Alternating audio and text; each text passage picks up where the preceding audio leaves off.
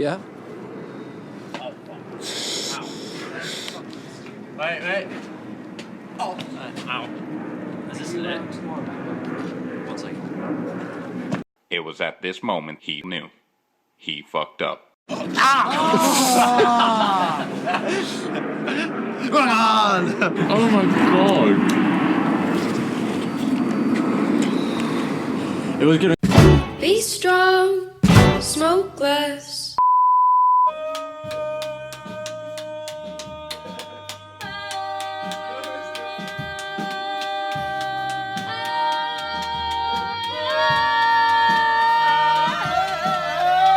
Welcome back to Pretend. Thank you for enjoying the first couple of weeks of what we've been doing.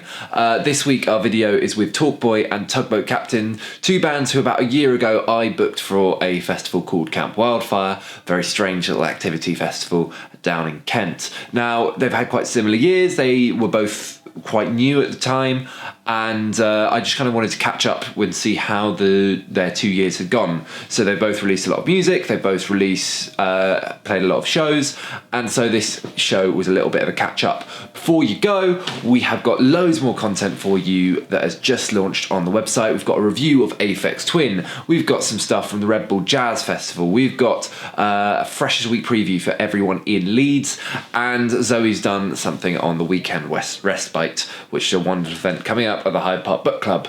Obviously we've got 10 tracks to pretend you like, we've got 5 events for you to have a look at and see if you want them, and we've also got Becca's piece on the climate crisis and international touring, which is brilliant.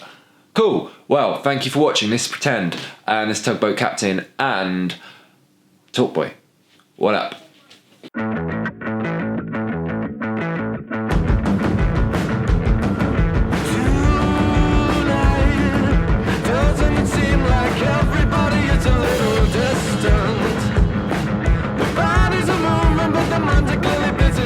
Oh, quick thing I realised today, and I saw your t-shirt today. Are you named after the Talkboy from Home Alone? No. Oh. Not really. It's very loosely from, you know that thing in Leeds where it's talk more. Yeah. So we were like, that's cool, but we can't really do that because that's like somebody else's thing. And then Katie was like, Talkboy. And we were like, oh, that's cool. And then we realised afterwards that was a thing. Oh, and then there's all those, and like, then there's the merch. No, because it's on the t-shirts now. Yeah, and then we were like, well, we may as well make now you've done it. Something out. But have you seen those really creepy adverts for it where it's like, you have to check them out? I'm not going to explain it because I won't be able to do it very we can good. like overlay it some way over the video. It's like this kid it's just creepy. You can have lots of high-tech fun with Tiger's Talkboy tape recorder. Hey, stop drooling on me! Creepy. Right. To me, Talkboy's always felt like a band with a plan. Right. So have the plans that you've had worked out over the last year? I think that's funny that you say that, because it really doesn't feel like that to us, I don't think. So do you feel like you don't have a plan? No, not really. We know the song that's going to come out next. Yeah. And then, you know, we kind of plan to that song and maybe what's best for that song. But we try and be as organised as possible, but there's no way to know what is going to be the best approach.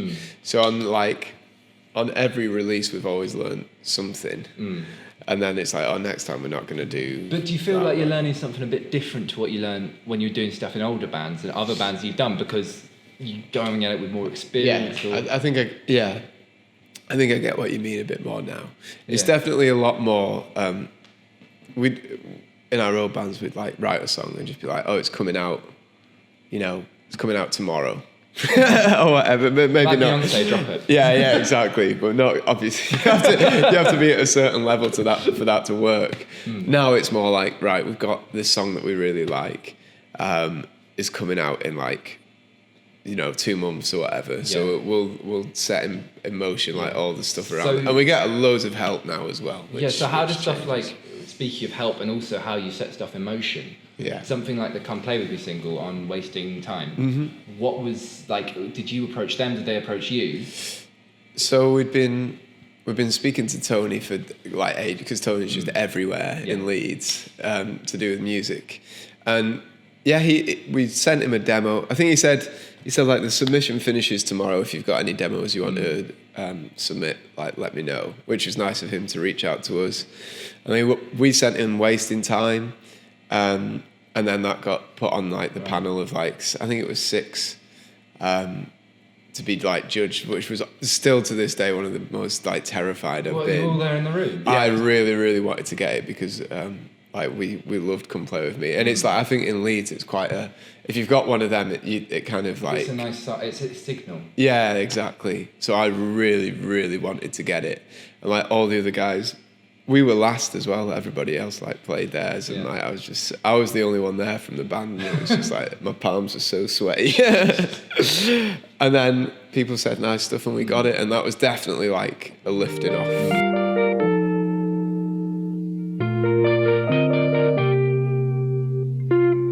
I'd describe you guys as like quite a put it out there and see kind of band. You're not, you'll always put music out all the time. You'll go on these big tours and all of these things. For a long time. I think for a while that was definitely our policy. When we were a bit more like loose and shambolic, and like it was more of like a collective-y thing with lots of different people playing on the records in a sort of very like come over to my house and we'll do this. Like since Don't say that, man. Sorry? That's gross. What? Come over to my house and let's do this. Those days. You can come over to my house and do this anytime.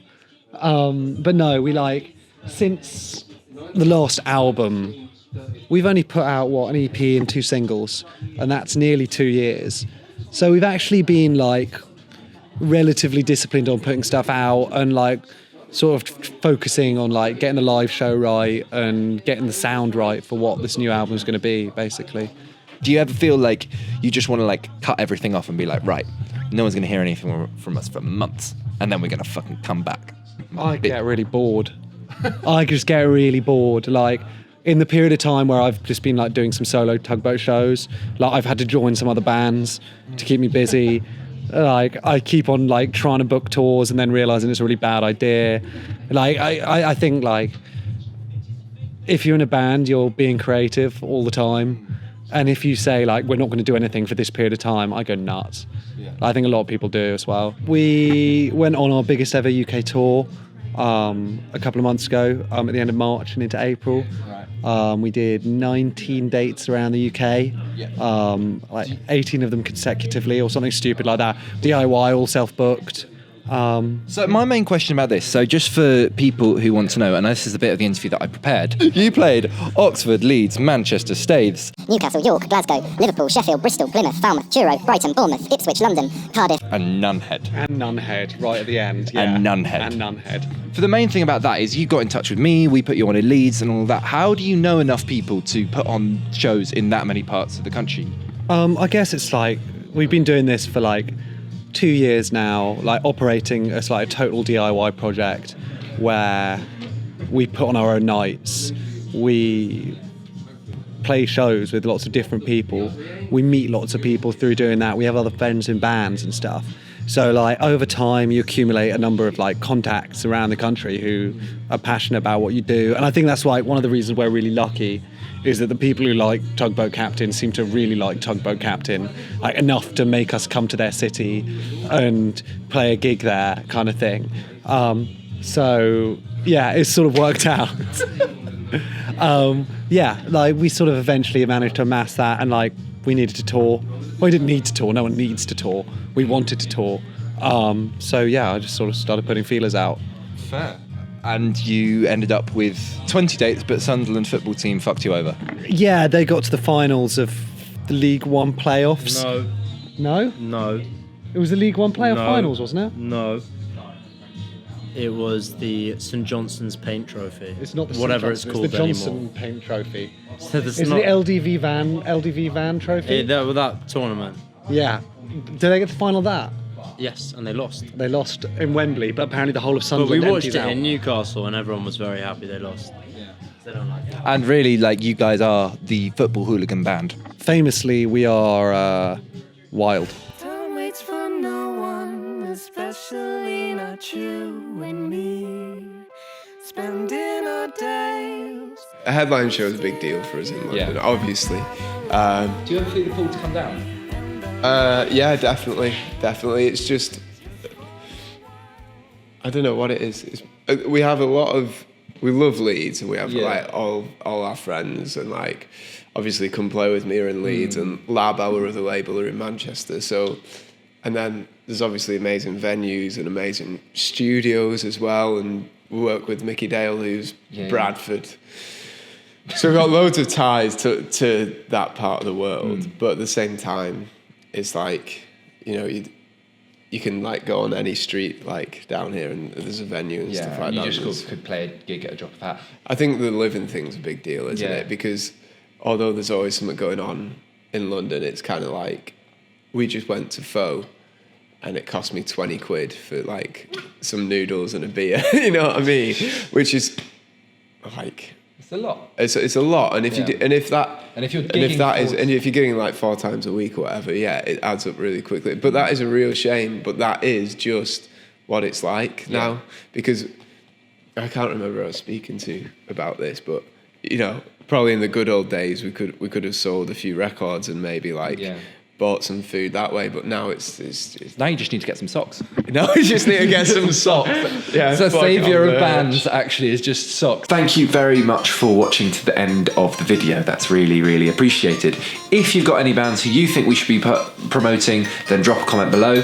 Like the video if you liked it, or subscribe if you really liked it and you want to see more of what we're doing. We'll be back in 2 weeks' time with more stuff, this time with Harry Strange, who I'm going off to tomorrow because he sold out his debut show. So that's mad.